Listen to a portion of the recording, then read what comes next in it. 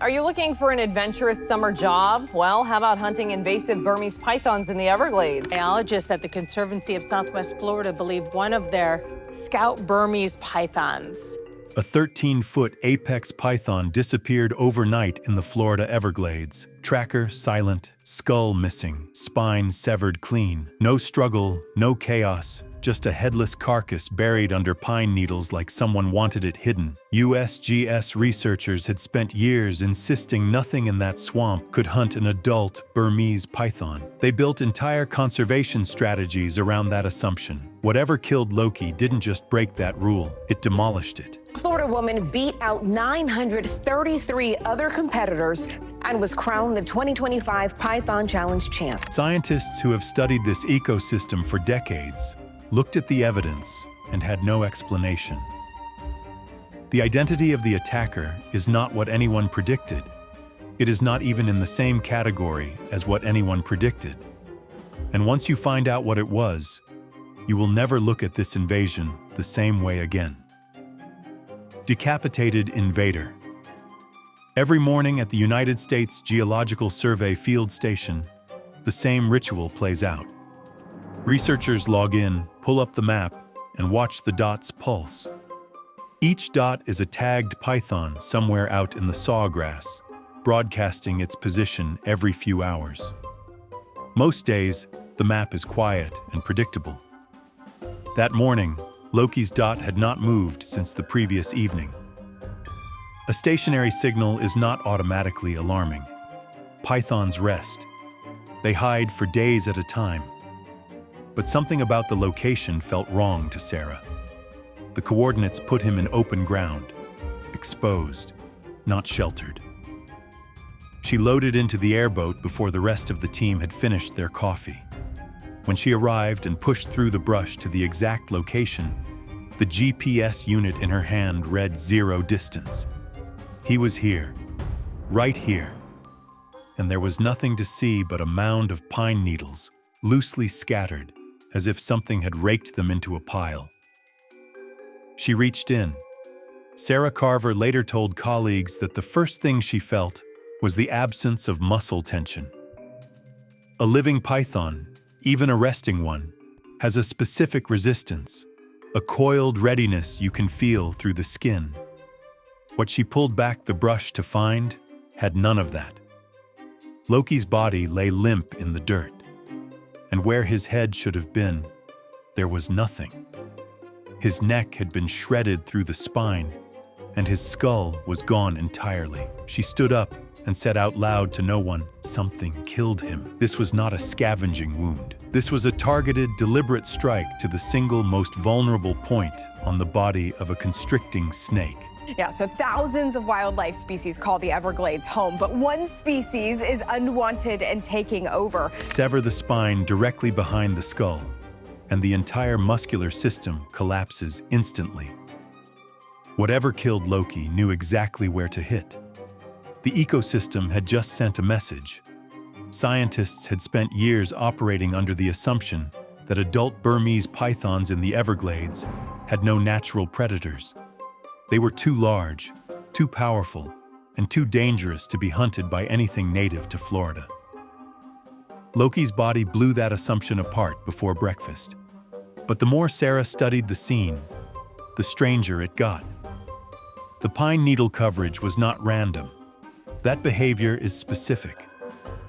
Certain predators conceal their kills deliberately, either to return later or to remove visual evidence of a hunt from their territory. This was not chaotic. It was organized.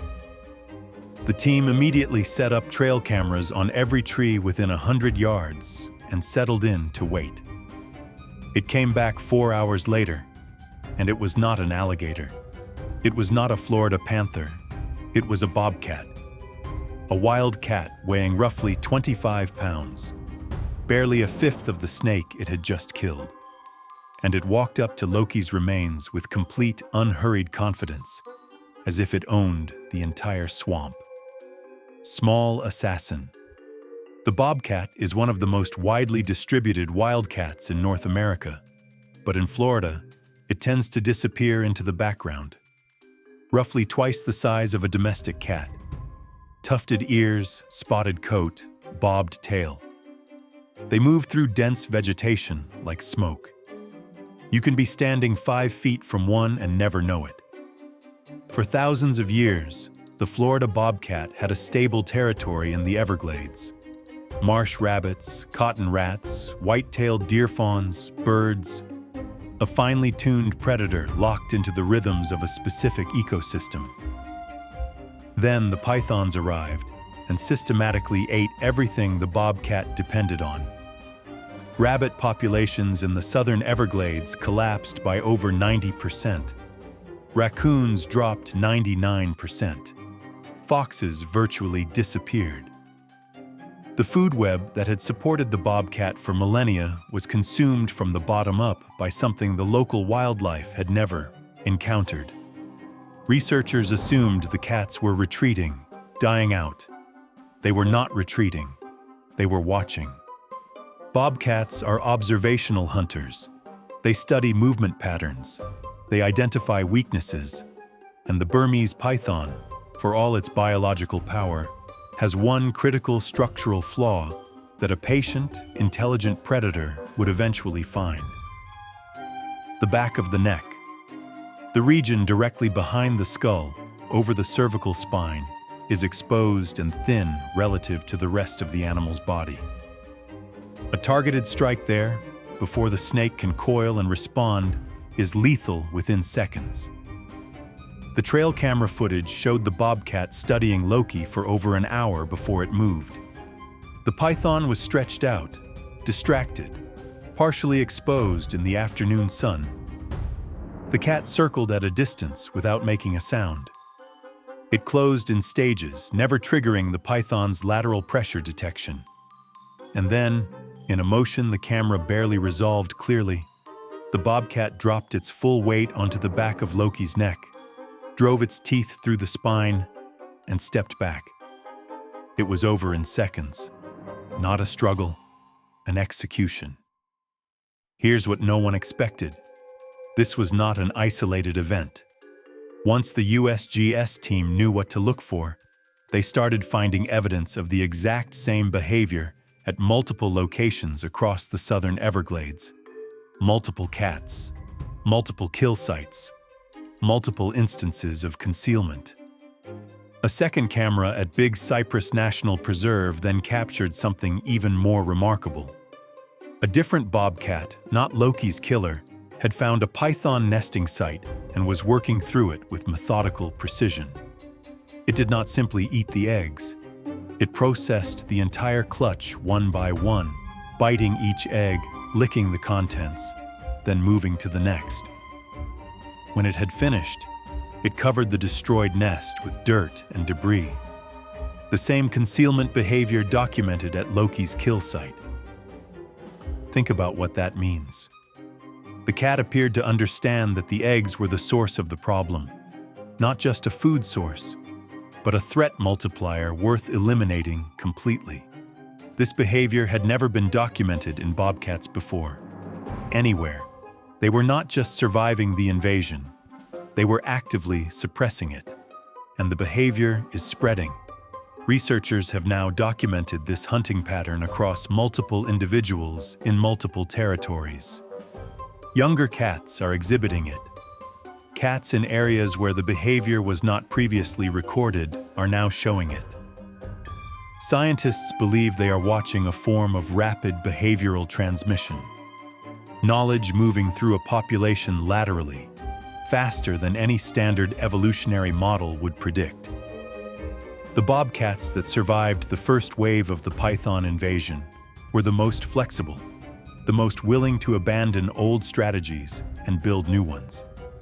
Their offspring are inheriting those strategies, and now those offspring are teaching others.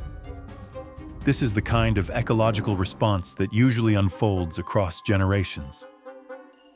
It is happening in years. There is a risk calculation happening inside every one of these cats, and it is extraordinary to consider. A 30-pound bobcat attacking a 13-foot python that can generate enough constriction force to stop a human heart is not acting on instinct alone. Instinct would tell the cat to flee. What is happening instead is learned, deliberate, and precise. Identify the moment the snake is extended and uncoiled. Strike the cervical spine before it can respond. Step back immediately. Miss that window and the python coils. If the python coils, the bobcat dies. There is no margin for error. The cats that are doing this successfully are operating at the absolute edge of their physical capability, and they are winning. What the USGS team wants to know now is whether this behavior will reach a tipping point. If enough bobcats in enough territories develop and transmit this hunting strategy, the cumulative effect on the python population could become significant. Not enough to solve the invasion on its own, but enough to slow it, enough to buy time, enough to matter. If this is the first time you're hearing about the Everglades python crisis in this level of detail, you need to subscribe right now, because this channel is the only place documenting what the science is actually showing versus what the headlines are getting wrong. Hit subscribe and turn on notifications. The bobcat story is only one part of what is happening down there, and the next part is genuinely darker. The broader scale of this crisis requires going back to the beginning and understanding the full disaster that made a bobcat hunting 13-foot snakes feel like the best news Florida has had in 30 years. Everglades disaster. Here is the short version, because if you have watched any of our previous coverage, you already know the origin story. Burmese pythons arrived in Florida through the exotic pet trade in the 1970s and 1980s. Owners released them when the snakes outgrew their living rooms, and Hurricane Andrew in 1992 destroyed a major reptile breeding facility on the northern edge of the Everglades, releasing hundreds, possibly thousands, of animals into the swamp in a single night. That was the moment the invasion crossed from containable to catastrophic. Within 2 decades, 99% of the raccoons were gone from large sections of the southern Everglades. Marsh rabbits, opossums, foxes functionally erased from entire survey zones. But here's what the origin story doesn't tell you: what the pythons actually did to the water. The Everglades is the drinking water source for over 9 million people in South Florida. It functions as a living filtration system, a precise interdependent balance of plants, animals, and hydrology that has been maintained for thousands of years. When the animals disappear, the plant communities shift. When the plants shift, water flow changes. When water flow changes, the filtration breaks down. The pythons are not just eating animals, they are quietly dismantling the infrastructure that keeps South Florida's water clean. And here's what makes that even harder to process. The government knew this was coming. They had survey data by the early 2000s. They had population models. They had estimates placing the python count somewhere between 30,000 and 300,000. A range so wide it tells you how invisible these animals actually are.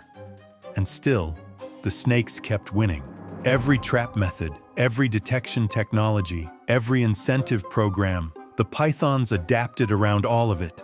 That is why Loki's headless body felt like the first genuinely good news in a decade. But before you feel too hopeful about the bobcat, you need to understand what scientists have recently discovered happening inside the pythons themselves.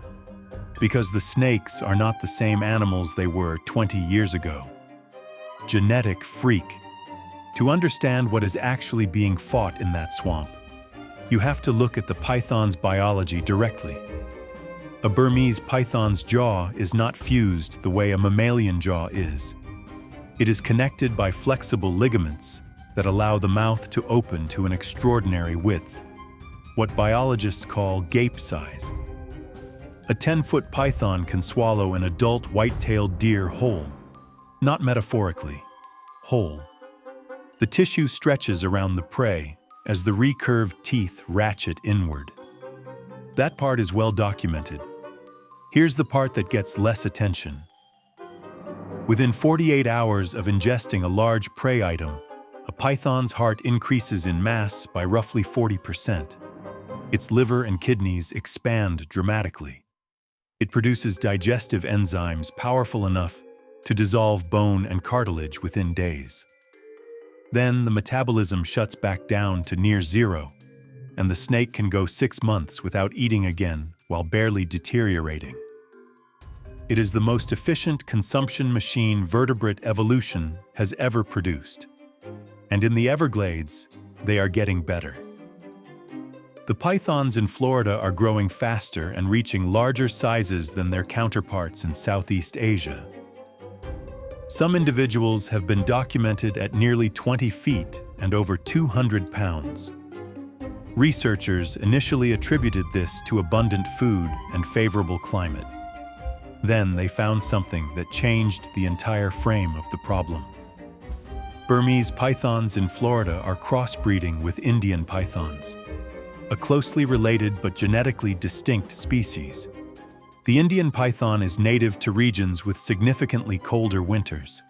It has cold tolerance that the Burmese python does not, and the hybrids being produced in the Everglades are inheriting that tolerance.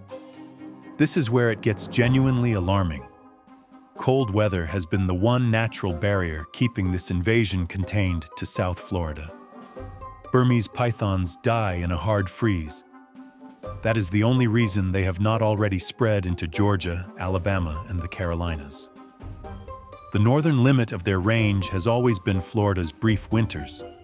The hybrids may not have that limit anymore. Laboratory studies have already confirmed that some hybrid individuals survive temperatures that kill a standard Burmese python. If this genetic trait spreads through the population, and there is no mechanism to stop it, the pythons will not stay in Florida.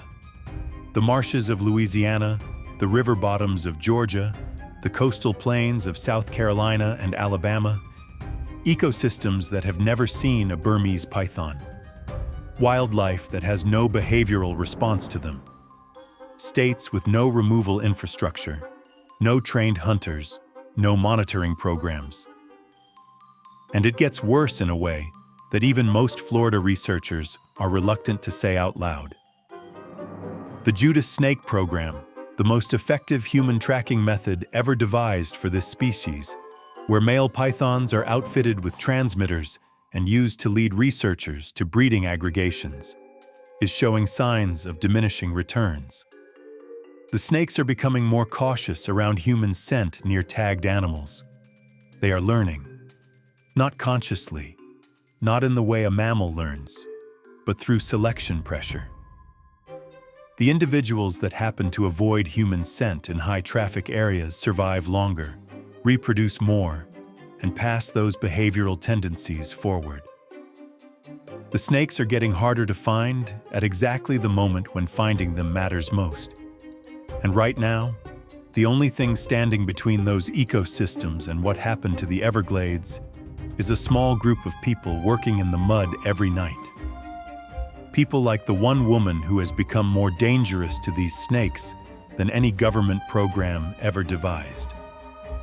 But even her operation has a ceiling, and when you understand what that ceiling is, the urgency of everything happening in that swamp becomes impossible to overstate. Ultimate hunter, if there is one human being the pythons of the Everglades should fear, it is Donna Khalil. She is a professional python hunter who has spent years developing a level of expertise that is essentially unmatched by any other individual working in this field. She does not use complex trap systems or remote sensors as her primary tools.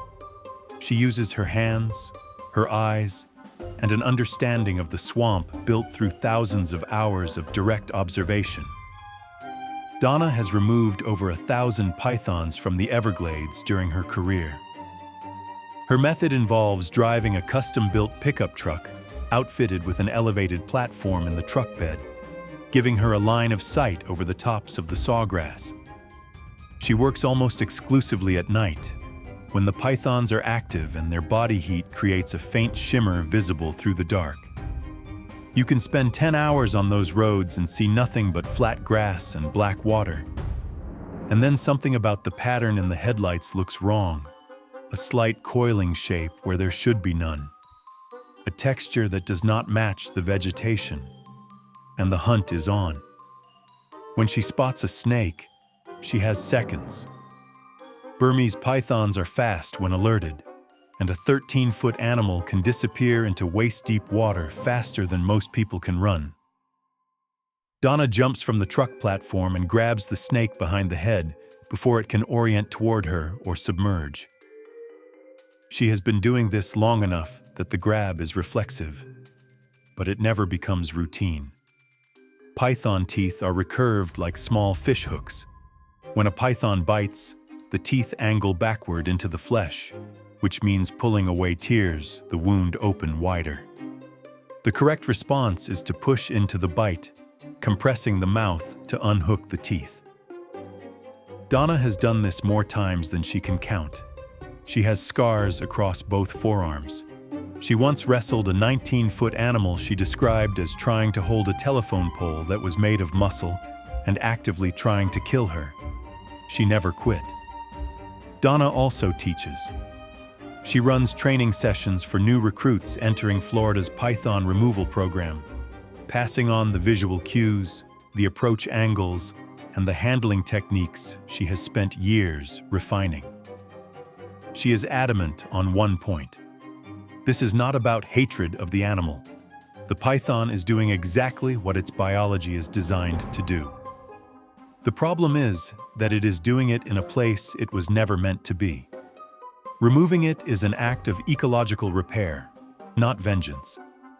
Every python Donna removes is required by the program to be documented. Body measurements, weight, GPS location, health condition, and reproductive status. That data feeds directly into the research models that USGS and other agencies use to track population movements, breeding patterns, and the effectiveness of removal efforts. Donna is not just a hunter. She is a walking data collection system. The hunters and the scientists operate as a single system. Without that collaboration, the Everglades would already be past the point of recovery. But here is the thing no one in that program talks about openly. Donna Khalil can remove 1,000 pythons a year, and the snakes can replace them faster than she can find them. The removal effort matters enormously, and it is still not enough on its own, which means the bobcats matter more than anyone initially realized. And what is now being documented across the Everglades suggests the ecosystem itself may be assembling a response that no human program could have designed. Nature fights back. The story of the Everglades python invasion is not simply a story of destruction. Embedded within it is something scientists rarely get to watch in real time. A living system beginning to fight back. The bobcat is the most dramatic example, but it is not the only one. American alligators have been fighting pythons for years. The relationship is complicated. A large python can kill and consume a juvenile alligator. And in the early years of the invasion, gators were documented losing encounters with large pythons in multiple recorded cases. But large alligators have proven to be more than a match for the snakes. Trail camera footage from multiple sites has captured 10 and 11-foot gators seizing pythons by the midsection and executing the spinning death roll. The same killing technique they use on large prey, until the snake's spine fails. Alligators in python-heavy areas appear to be actively targeting the snakes now, as though recognizing them as both competitors and a reliable food source. The birds are getting involved too. Great blue herons and red-shouldered hawks have been documented preying on juvenile pythons near hatching sites. A heron's beak is a precision instrument. It can drive downward into the skull of a hatchling python with enough force to kill instantly. This is critical because the most effective intervention point in the python life cycle is the hatchling stage, before the snake grows beyond the reach of avian predators. Every baby python a bird takes is one fewer adult consuming hundreds of pounds of native mammals and laying another clutch of 50 to 100 eggs.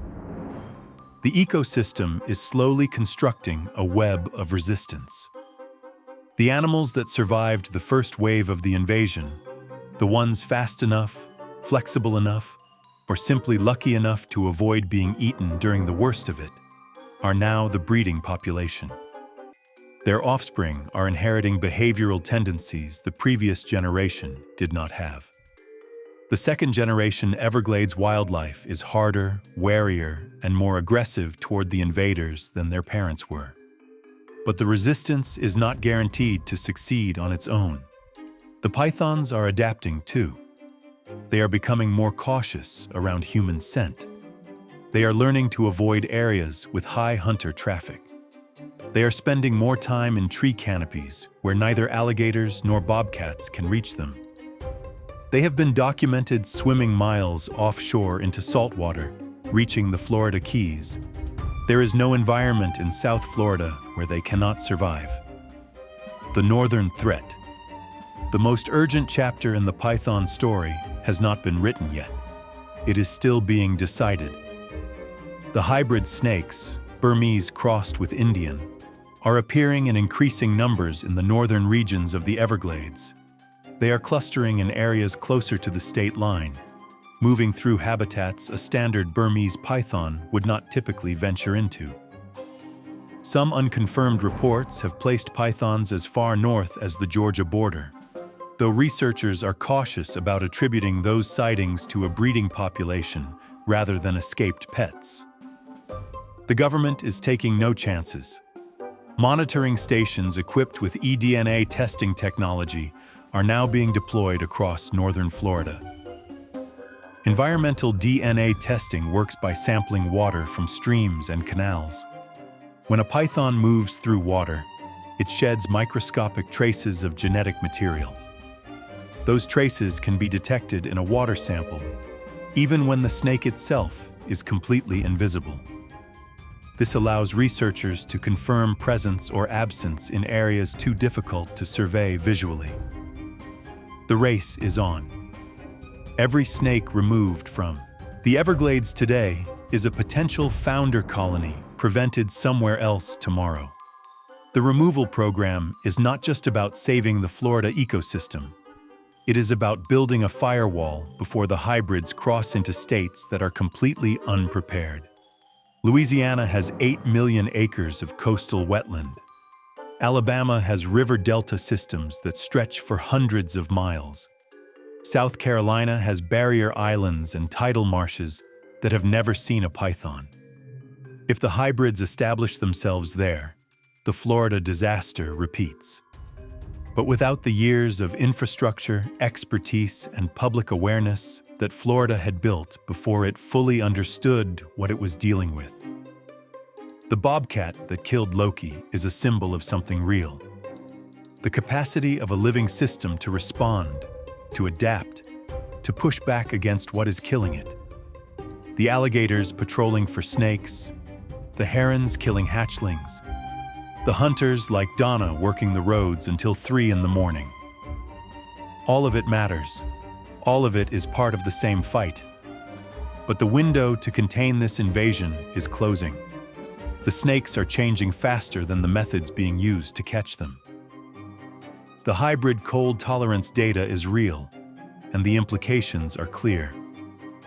If the containment fails, the Everglades will not be where this story ends. It will be where it started. The Everglades has always been defined by what survives inside it. Right now, that question is genuinely open. What do you think is the most effective way to stop the python invasion before it spreads beyond Florida? Do you think nature or human effort will ultimately tip the balance? Drop your answer in the comments and make sure to like and subscribe for more deep dives into the wildest ecological battles happening on our planet right now.